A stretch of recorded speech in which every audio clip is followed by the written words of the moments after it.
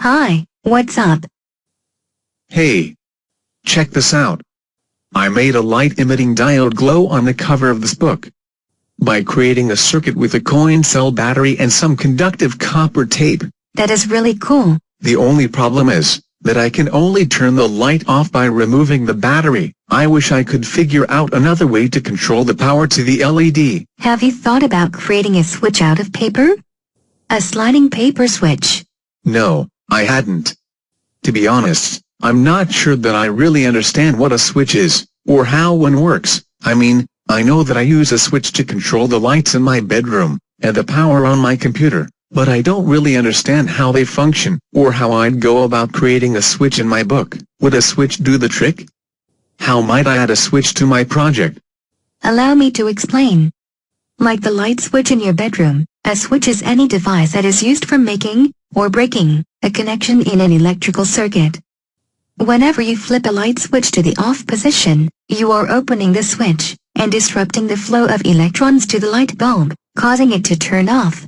If you turn a switch off, which opens up a gap in the circuit, no current can flow through. Flipping the switch to the on position, closes the gap in the circuit and allows the electrons to flow freely, thereby illuminating the bulb. So, are you suggesting that I find a way to interrupt the flow of the electrons in my book? Precisely. What would you have to do to interrupt the flow of electrons, or conductivity, of the copper tape in your circuit? I think I have an idea.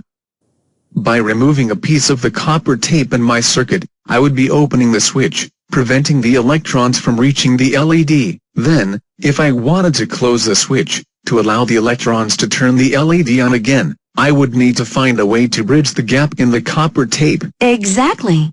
If you were to put a piece of copper tape around a strip of paper and insert it through a slot in your book to close the gap, you could make a sliding switch. Thanks for your suggestion, and for helping me better understand how switches work. It's been illuminating. Would you like to take a moment to review? To summarize, a closed switch is turned on, allowing the electrons to flow unimpeded through a circuit. An open switch is turned off, because it interrupts the flow of the electrons within the circuit. Inserting a paper strip, wrapped with copper tape, into a slot will close the gap in the circuit, allowing the current to flow through the switch, which will turn the LEDs on.